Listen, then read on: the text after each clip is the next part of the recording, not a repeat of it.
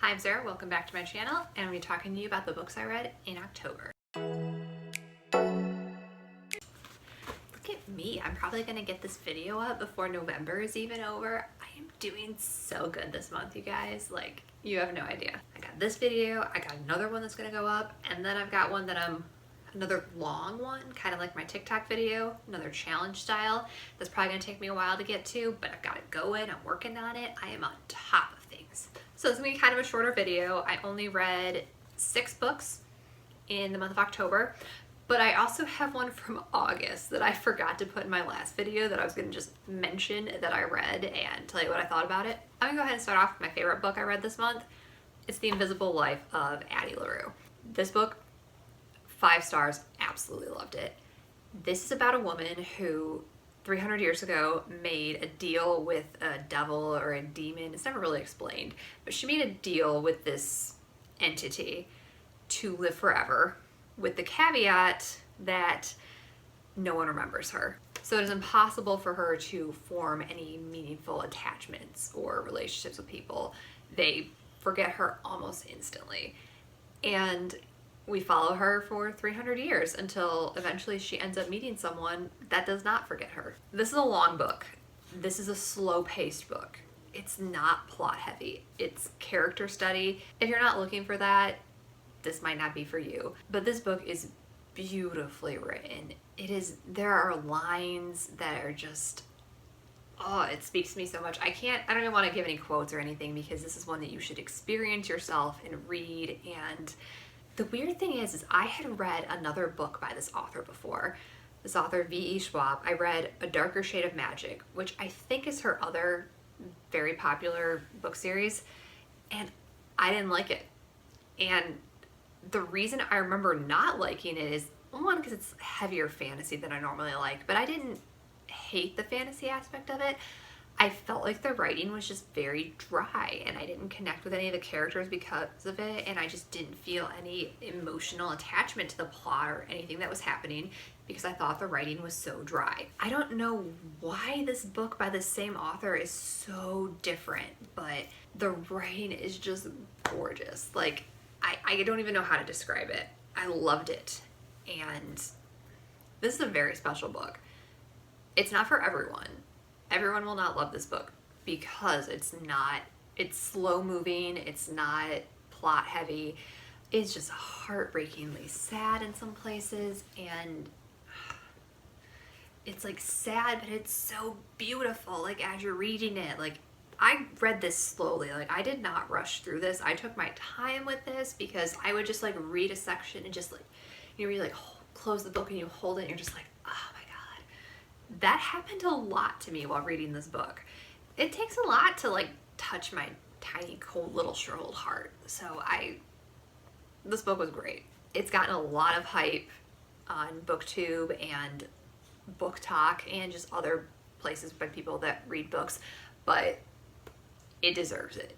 It is amazing. So that was my one 5-star book. I also have 3 4-star books: The Last Story of Mina Lee, The Comeback, and The Last Flight. The Last Story of Mina Lee is told in 2 time perspectives between a woman who immigrates from Korea in the 80s and then her present day daughter who has found her deceased and is trying to figure out what happened to her. So we're getting both stories, the stories of the daughter kind of talking to her mom's friends and trying to solve the mystery of what happened to her, and then also Mina's story in the 80s of her immigrating and making friends and just her life there. And it's good. It's good. It's a little slow, little dry, but it's a perspective I had not read from before, so I really enjoyed it for that. I liked it, but it's sad. It's not a Mina immigrated and found, gold in America and all of her dreams came true. It's not that kind of book. It's very sad and it's hard. It's good, but it wasn't like a page-turning, falling deep in love with it 5-star book. It was just good. The Comeback is a little more, I don't want to say lighthearted or fluffy, but it kind of is. It's about a famous actress who has had some problems with drug addiction and kind of had a spiral and is now kind of making her comeback a little bit. And it deals with some really heavy issues, drug abuse, molestation, dark stuff. But at the same time, it's kind of in this like Hollywood setting that makes it feel like it's a more shallow of a read than it is. But like when you look back on it, you're like, oh no, there was some dark shit in there. Like that was kind of dark. But that one, reading it, like the pages flipped a little faster for me, and it was just more easy to read, a little quicker, a little snappier than the last story immediately. I liked it. I felt a little, I wanted the ending to wrap up a little more than it did. I wanted some of the, my dogs are driving me crazy today. I wanted some of the plot points, like with her career and with some of her relationships, to be wrapped up a little bit more than they were. But overall, it was good. I enjoyed reading it. I think The Last Flight was probably actually my favorite of these three, even though it's just kind of a generic mystery thriller. I'm all about the mystery thrillers lately. I'm sorry. If you're looking for another good one, I like The Last Flight. It's about two women who are both trying to escape their current lives.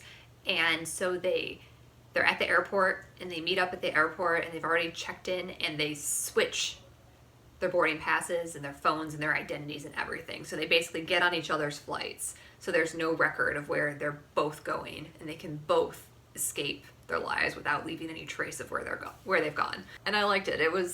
I kind of like that on the run paced mystery thriller where the character is like kind of running for her life and trying to hide from everything and leave her old life behind. Like I was quite into that. So this was a really good one for me. Ending was pretty good. That's how you always judge a thriller, you know, is by the ending. But for me, the trying to escape the life part was more satisfying, was what made this one a little more special for me. So if you're looking for a good thriller, would recommend The Last Flight. And I also read The Guest List, another good thriller, another British thriller. I don't know why a lot of the thrillers I've been reading lately have been like British.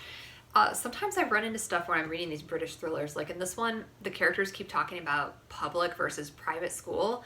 And I think that means something different, like in England versus in America. Because they were talking about the public school kids as being like the hoity-toity ones, I think. But I'm like, is that right? Because I don't even understand how that would work. So if anyone is like British or has more insight into this, please leave me a comment down below and explain it to me, because that confused me about this book.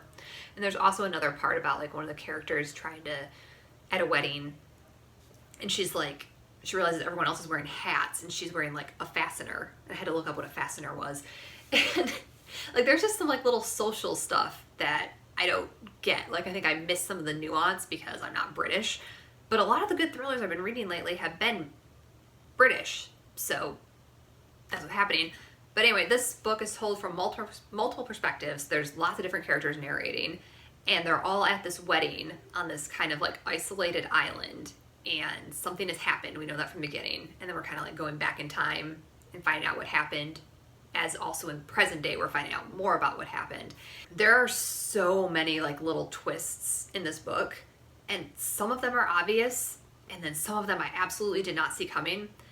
And I've like read other people's reviews on this book, and it's funny because like the ones I saw, other people didn't get, but the ones other people saw were the ones I didn't get. So maybe there's just too many for everybody to get all of them. It's fun for that.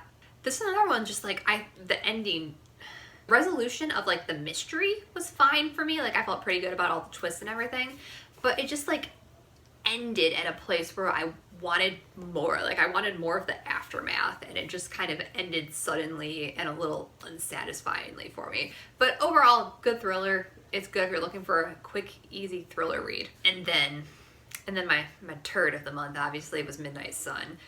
I think I've read most of Midnight Sun, or this is a good portion of it in September, but I think I finished it in early October, so it's on my October reads list. And, you know, refer back to my TikTok video if you'd like a full analysis of everything I hated about Midnight Sun. But it's almost like a page-for-page rehashing of Twilight, except from Edward's perspective. Like, very little new was added. And the stuff that was added, just most of it does not fucking work. Like, I didn't mention this in the other video, but for some reason, towards the end, there's a car chase added. If you've ever looked at Twilight and thought, you know what this is fucking missing, a car chase, then I guess Midnight Sun might be the book for you.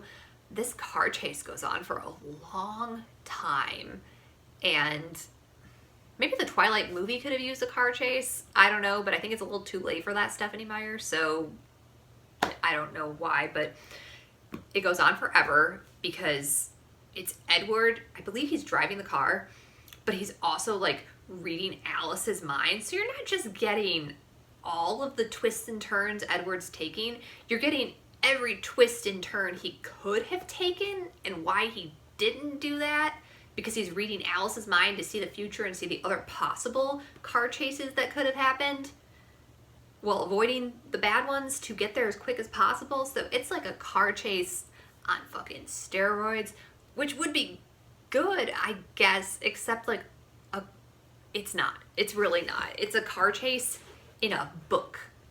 The car chase is one of the less offensive things about Midnight Sun, but of all the things she could have like added to this story, she went with a car chase that we already knew the outcome of. So a lot of questionable choices in Midnight Sun, just really questionable. So those were the 6 books I read in October. After I made my last video, I realized there was a book I had read in August that I did not put down on my list and forgot to mention in the video, and that is The Family Upstairs by Lisa Jewell. I gave this 4 stars. Considering that I completely forgot I ever read it, we might need to downgrade that to a 3. It's only been a couple months and I've already forgotten a lot of what happened in this book. Basically, a young woman who is adopted finds out on her 25th birthday, she is going to find out about her adopted family. And what she finds out is that she has inherited this enormous expensive mansion. She starts looking into who she was and where they found her when she was a baby before she was adopted, and she was basically found alone in this mansion, like screaming at the top of her little baby lungs. They found a family for her, adopted her out, and now that she's 25, she gets this house. She starts researching the mystery of why she was left alone in this house. Oh, she wasn't alone. She wasn't alone. There was like dead bodies of the people that were assumed to be her parents, and I think someone else was in there too. So she starts trying to figure out what happened in this house and what happened to her parents and why she was left alone. And I believe there were other people, yes, there were other people that disappeared from the house too. The people that would have been her siblings. And she starts trying to find them as well. It's quite good. Now that I'm thinking about it, I actually did quite like this book, and I had plans to read more Lisa Jewell because she is a mystery thriller author. She's a mystery thriller author, and she's been quite prolific, so there's a bunch of other books by her that I haven't read yet. And again, I've been into the mystery thrillers.